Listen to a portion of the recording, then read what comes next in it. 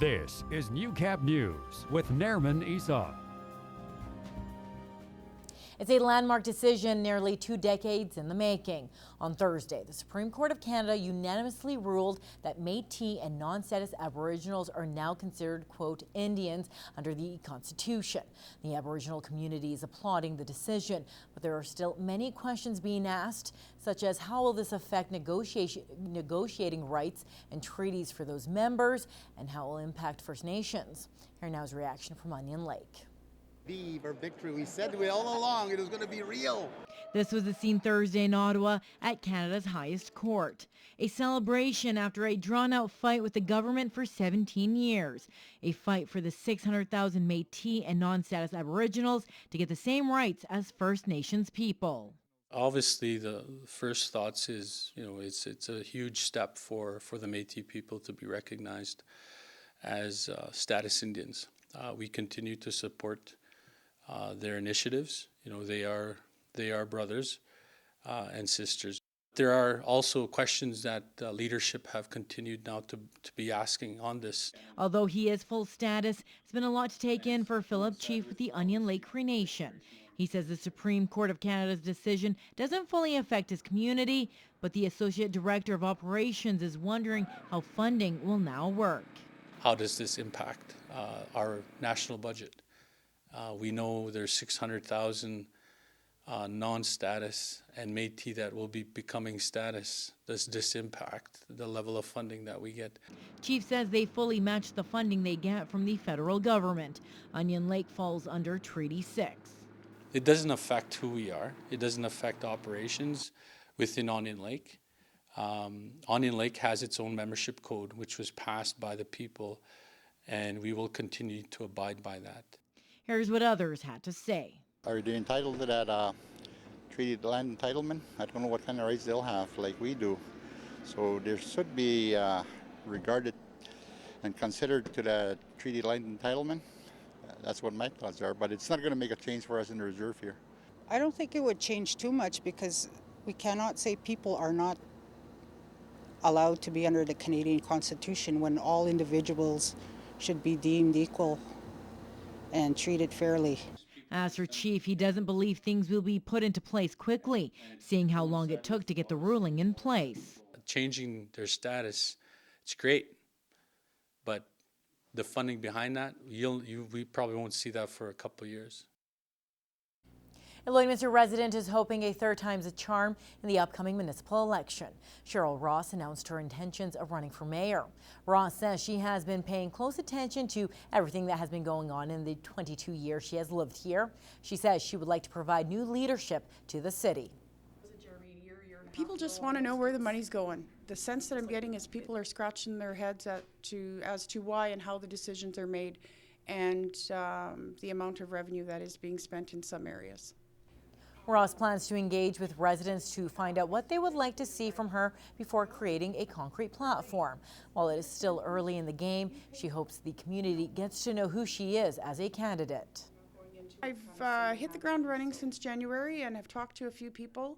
Door knocking will probably begin mid-June, probably 1st of July, just so I can cover a lot of ground. We have some new areas in our community that I would like to touch base with, and look forward to that as well. This time, Ross plans on building a stronger campaign team. The election is scheduled for October. The Lloydminster Air Cadets hit the pavement today for their squadron's last fundraiser of the year, and this time they are trying something new.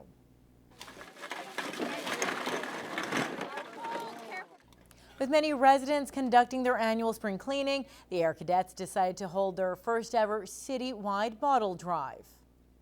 Usually we do Tag Day, which has been great, but with the economy in Lloydminster right now, we're thinking it'd be better to go with a bottle drive. People have bottles anyway. Let's help them spring clean and take the proceeds to the Air Cadets. They were hoping to raise $3,000 from the drive to help fund a number of summer activities, including a trip to Cold Lake for the air show. It will be the first time in 15 years the local cadets will attend the event. I'm most excited about just seeing the air base and stuff like that, just being able to experience that with the cadets. While the drive is a one-day fundraiser, they are accepting bottle drop-offs anytime.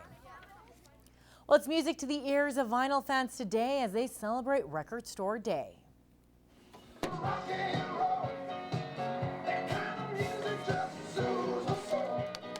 For music fans like Vince Scott, records bring back a sense of nostalgia. He got his first record in 1976 and has been collecting ever since. They really appreciate music, then that'd be the way to listen to music is. You know, sure, records aren't as convenient as downloading and carrying around an MP3, but you can actually take your record and digitize it and listen to it that way, and it's, you know, that is the way to go now. You know, you get true sound when you do it that way. Chris Holland is the owner of Vintage Music. He has around 3,500 vinyls at his store. He says the sound is more superior. It's mainly the tone. It's the difference between like a solid state amp and a tube amp. It just has built-in tone, and you can hear definition between the instruments, and it's not one sound coming at you, it's a bunch of sounds. It's like a live band. Created in 1997, Record Store Day is marked on the third weekend of April to celebrate the culture of independently owned record stores. This is New Cap Sports with Brett Morton. Lloydminster-Banna Pipeline Bobcats have made their way to New Brunswick for the TELUS Cup. Yesterday, the Cats held a tailgate get-together with the community who wished them luck and showed support for them one last time. The support that we've had is just unbelievable. 2,000 people at a midget AAA hockey game. It's just hats off to the community. You know, like it's just unbelievable. The boys, you know, they talk about it all the time. And today we're out practicing. About 200 fans in the stands watching AAA hockey guys practice. So pretty cool. You know, the boys got pretty excited. And then you come out here and more fans, and you know, it's just awesome to see. The Bobcats haven't played a game since April 2nd, but have had numerous practices getting ready for the TELUS Cup. We got better as the week went on, and I thought today we ended the practice the way I wanted. Really up-tempo, power play was clicking like I like to see, and we'll be all right. Going into the tournament, the Bobcats are a confident group and believe they have a good shot to win the whole thing. We got the depth, so we just want to wear teams down like we've been doing all playoffs. You know, getting pucks deep and going to work. You know, our forwards they're hard to play against, and they're strong. We can't change a thing. We can't. You know, we got to play our game. That's pucks deep, go to work, and put pucks on net, and good things happen. And you know, limit their chances in our D zone, and we'll be successful. If the Cats can win the TELUS Cup, it'll be the first in Lloydminster's history and the first time that Alberta has won the event since 2013. Well, that's sports. Hannah has weather next. Stay tuned.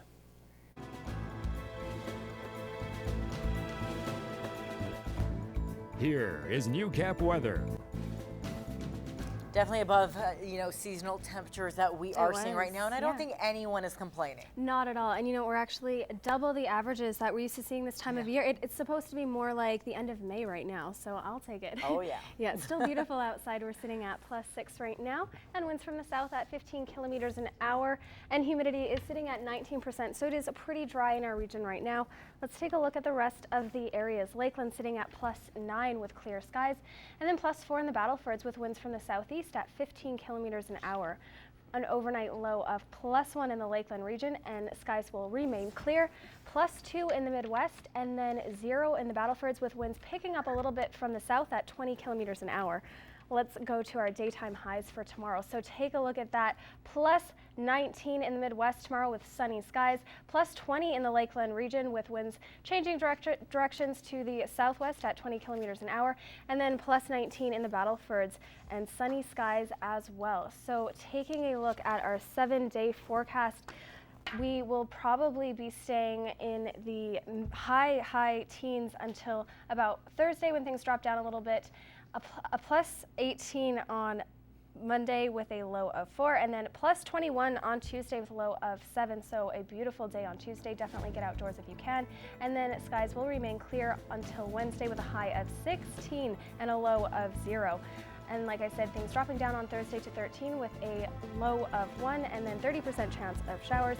And 15 for a high on Friday with a low of 2, and then things really cooling down on Saturday with a high of 10 and a low of +1, but still right on mark for the averages this time of year. Here's a look at your 7-day forecast.